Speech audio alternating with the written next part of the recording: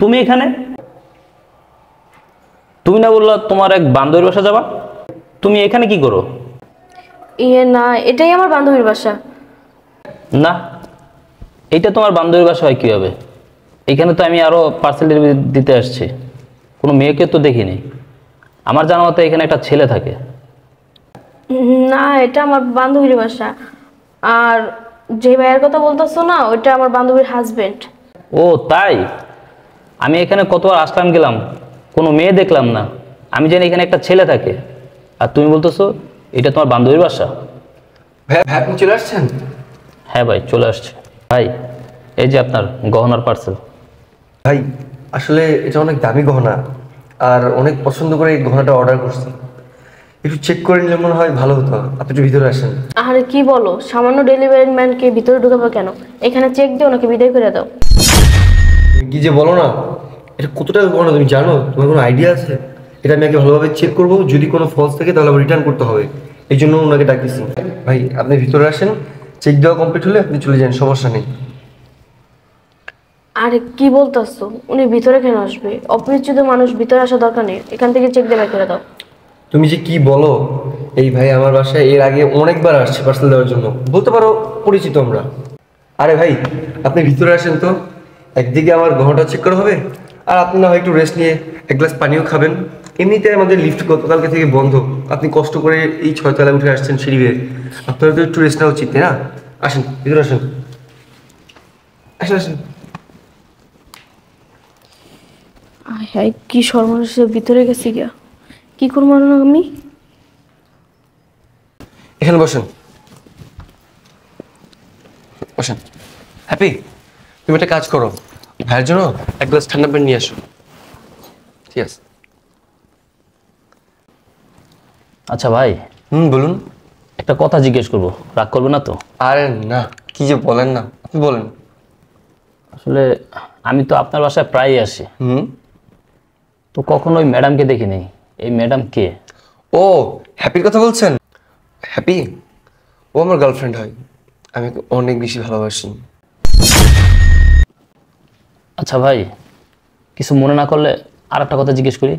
করুন। আপনাদের সম্পর্কটা কত দিনের?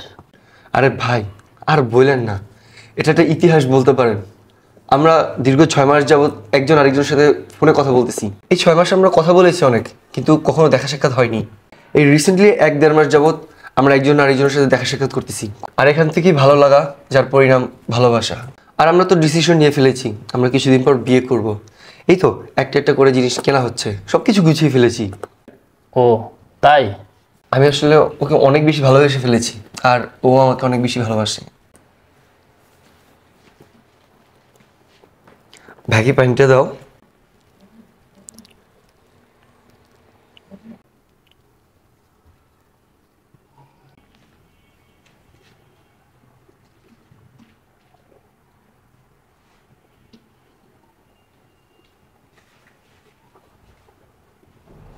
কি ব্যাপার ভাই, পানিটা নেন।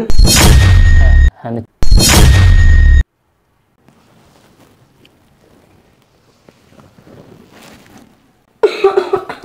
কি হলো তোমার? না, হঠাৎ তালু তুলে গেছে। তুমি গহনাটা চেক দিও, নাকি বিদায় করো। আরে গহনা পরে চেক দিব, আগে তোমার কি হলো সেটা দেখি। আমার কিছু হয় না, আমি ঠিক আছি। আসলে ভাই ও আমার জানতো, ওর কোনো কিছু হলে সেটা আবার আমি সহ্য করতে পারি না। হ্যাঁ, তা তো দেখতেই পাচ্ছি। আপনি ম্যাডামকে খুব ভালোবাসেন না? আরে ভাই আপনি কি যে বলেন, ও আমার জীবন, ওকে আমি অনেক বেশি ভালোবাসি। আর আমরা তো কিছুদিন পর বিয়েও করছি। আমাদের বিয়েতে কিন্তু আপনি অবশ্যই আসবেন, আপনাকে দাওয়াত দিব। ভাই, আমি একজন সামান্য ডেলিভারি ম্যান। আপনার মতো বড় লোকের বিয়েতে আমি কেউ আসবো? আসলে তো মানুষ হাসাহাসি করবে। আরে আমার বিয়ে, আমি আপনাকে ইনভাইট করছি, মানুষ কে কি বলবে সেটা তো দেখার বিষয় না। আপনি আসবেন মানে আমাদের বিয়েতে আপনাকে আসতেই হবে। দেখি ভাই, আল্লাহ যদি ওই দিন হায়াতে বাঁচিয়ে রাখে অবশ্যই আসবো। আরে কি বলেন, আপনি এখনো তরতাজা আছেন, বাঁচবেন বাঁচবেন। ভাই, আমার উপর দিয়ে তরতাজা দেখালো, আমার ভিতরে সব কিছু পুরো ছাই। কেন ভাই, আপনি কথা বলছেন কেন? না ভাই, সেটা নাহলে নাই বললাম, সব কথা তো আর বলা যায় না। ভাই এমন কি হলো যা আপনি আমাদের সাথে শেয়ার করতে পারবেন না? প্লিজ ভাই বলেন না, আমি শুনতে চাই। থাক ভাই, আজকে সময় নেই, আজকে আর কিছু বলবো না। না ভাই, সেটা তো হবে না। আপনি না বলা পর্যন্ত আমি আপনাকে এখান থেকে ছাড়ছি না। আপনি আমাদের সব কথা জেনেছেন, এবার আপনি আপনারটা বলুন। ভাই প্লিজ, আমি আর নিতে পারতেছি না, আমাকে আর এটা নিয়ে ফোর্স করেন না। আপনার কথা শুনে মনে হচ্ছে কেউ আপনার সাথে বেইমানি করেছে। আপনি কষ্ট পাইছেন, চরম মাপের কষ্ট। রাইট, বেইমানি করছে। যারে আমি আমার জীবনের থেকেও বেশি ভালোবাসতাম সে আমার সাথে বেইমানি করছে। সে একটা চরম মাপের বেইমান। বুঝলাম না ভাই, যে আপনার সাথে বেইমানি করেছে সে কি আপনার গার্লফ্রেন্ড? না ভাই, সে আমার গার্লফ্রেন্ড না, সে আমার স্ত্রী। জানেন কি বেইমানি করছে? আমি সামান্য ডেলিভারি ম্যান, আমি তার সমস্ত চাহিদা পূরণ করতে পারি না, এই কারণে এখন আর তার আমাকে ভালো লাগে না। ভাই এই কথাটা আমি আপনার সাথে একমত হতে পারলাম না। কারণ যে থাকার সে এমনিতেই থাকবে, আর যে না থাকার তাকে আপনি স্বর্ণ গহনা দিয়ে যদি মুড়ায়ও রাখেন তারপরও না সে আপনার কাছে থাকবে না। আচ্ছা, এই যে আপনি গহনাটা অর্ডার দিচ্ছেন, কার জন্য দিচ্ছেন?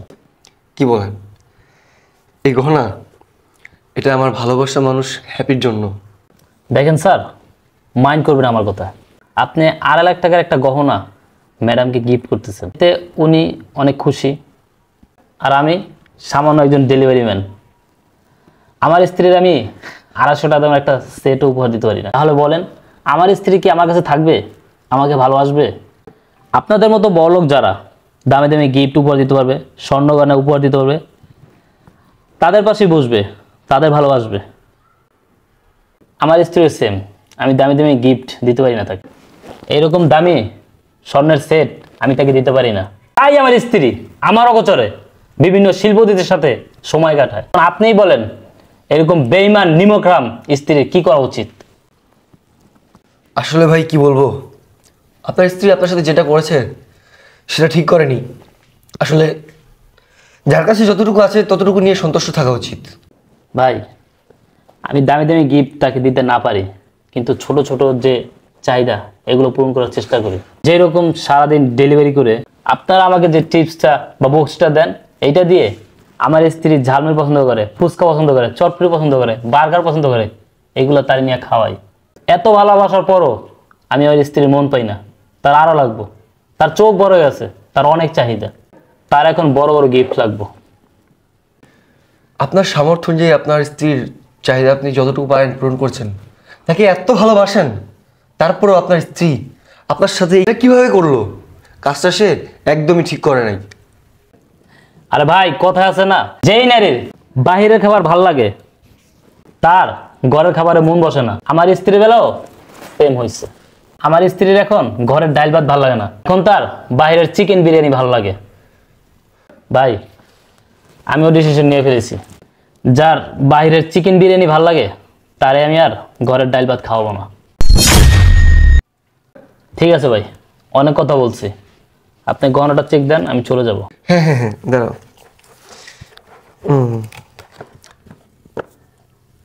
দেখো তো হ্যাপি, তোমার পছন্দ হয়েছে কি না? হলো, কিছু বলছো না যে? হ্যাঁ, অনেক পছন্দ হয়েছে, এটা আমার অনেক শখের গহনা। আমি তো জানি এটা তোমার শখের, আর তাই তো 2.5 লাখ টাকা দিয়ে এটা তোমার জন্য আনলাম। নাও। ঠিক আছে ভাই, আমি তাহলে এখন যাই। আচ্ছা দাঁড়ান, আপনার ডেলিভারি চার্জটা নিয়ে যান। এনেন। 200? হ্যাঁ, আমি তো আপনাকে প্রতিবার 200 টাকা দিই। 100 টাকা আপনার ডেলিভারি চার্জ আর 100 আপনার টিপস। আমার 100 টাকা ডেলিভারি চার্জ দেন, আমার টিপসটা এখন আর লাগবে না। কেন? কারণ আমি 100 টাকা যে টিপসটা নিতাম ওইটা দিয়ে আমার বউকে আমি ফুচকা, চটপটি, ঝালমুড়ি এগুলো খাওয়াইতাম। আজকের পর থেকে তাকে আর খাওয়াবো না। কেন? কারণ আমার স্ত্রী এখন বাইরের চিকেন বিরিয়ানির স্বাদ পেয়ে গেছে, সে এখন আর আমার এই কম দামি খাবার পছন্দ করে না, সেগুলো খায় না। তাই এখন আমি আর টিপস নেব না, আপনি আমার ওই ডেলিভারি চার্জটাই দেন 100 টাকা। আচ্ছা ঠিক আছে, এনেন 100 টাকা। ভাই, হুম, বেইমানরে খাওয়াই লাভ কি? 2 দিন পর তো চলেই যাবে। লোকটা কি বলে গেল? আমি জানি কি বলে গেছে। তোমাকে তখনই বলছে যে ওনাকে ভিতরে আইনো না, ওনাকে আনাটাই ভুল হয়েছে আমাদের। আচ্ছা বাদ দেশে কথা, তোমাকে আমি এত টাকা দিয়ে একটা গিফট দিলাম, এখন তুমি আমাকে গিফট দিবা না? চলো।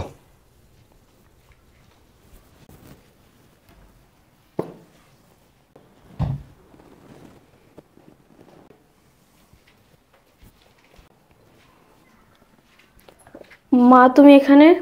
হ্যাঁ আমি। কই গেছিলি তুই? Ready, 1, 2, 3, action! ইয়ে মানে কইছে আপনি জানেন না? হ্যাঁ, এতক্ষণ আপনার কি বলছি? দেখেন, এই গয়না তুই কোত্থেকে নিয়ে আসছস? কি জিজ্ঞেস করতেছি, কথা বলস না কেন? ইয়ে মা, এই গয়নার জন্য তুই এদিক ওদিক যাস? আমি ভেবে অবাক হচ্ছি। ছি, আমার ভাবতে লজ্জা লাগছে, তুই আমার মেয়ে। ছি ছি ছি, স্বামী থাকতে দামি দামি গয়নার জন্য, জামা কাপড়ের জন্য পরপুরুষের কাছে যাস? ছি ছি ছি, তুই এত নিচে নেমে গেছস? হ্যাঁ আমি নিচে নেমে গেছি। কি দিছো তুমি? তুমি কখন আমার সকালাত পূরণ করতে পারছো?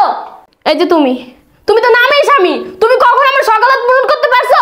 কোন বড় বড় কথা বলতেছো তুমি? বিয়ের আগেও সকালাত পূরণ করতে পারি নাই, বিয়ের পরও সকালাত পূরণ করতে পারি নাই। তাই আমার সকালাত পূরণ করার জন্য আমি গেছি। ঠিক আছে আম্মা, আমি আপনার মেয়ের সকালাত পূরণ করতে পারি নাই। আপনার মেয়ের এখন বাইরের চিকেন বিরিয়ানি ভালো লাগে, আমার ঘরের ডাল ভাত ভালো লাগে না। আপনার আমি যে জন্য ডাকছি, আপনি আপনার মেয়ে নিয়ে চলে যান। ওর মতো নষ্ট মেয়ের সাথে আমি সংসার করবো না। যে কিনা দামি দামি জামা কাপড়ের জন্য, দামি দামি গিফটের জন্য পরপুরুষের কাছে যায়, ওই মেয়ের সাথে আমি আর সংসার করবো না। তুমি কি বললা আমি নিয়ে যাব? আমার দায়িত্ব ছিল বিয়ে দেওয়ার, আমি বিয়ে দিয়ে দিয়েছি। বিয়ে দেওয়ার পর যদি সংসার করে যদি সুন্দরভাবে না চলতে পারে, সে দায়িত্ব আমার না। বাবা, তুমি যা ইচ্ছা তাই করতে পারো, এখানে আমার বলার কিচ্ছু নেই। আমি ওকে নিতে পারবো না। আপনি নেন আর না নেন, আপনার এই মেয়ের সাথে আমি সংসার করবো না। ভালো হইছে, তুমি কি আমার সাথে সংসার করবে না? আমি তো ভেবেছিলাম তোমাকে কিছুদিন পরে জানাই দেবো তোমার সাথে আমি সংসার করবো না। ঠিক আছে থাকো তুমি, তোমার মতো ছোট লোকের সাথে আমি সংসার করবো না, আমি চলে যাচ্ছি। একই না বউয়ের সকালত পূরণ করতে না, আবার বড় বড় কথা বলে। দেখ, আমি কিন্তু এখনো তোর গায়ে হাত তুলি নাই, আমিও চাইও না তোর গায়ে হাত তুলতে। হাত তোলার আগে আমার বাহাতে বের হয়ে যা। ঠিক আছে আমি চলে যাচ্ছি। ঠিক আছে বাবা, তুমি আমার মাফ করে দিও। একটা অমানুষকে আমি তোমার কাছে বিয়ে দিয়ে তোমার জীবনটা নষ্ট করে দিয়েছি। তুমি আমাকে পারলে ক্ষমা করে দিও বাবা। আসি বাবা।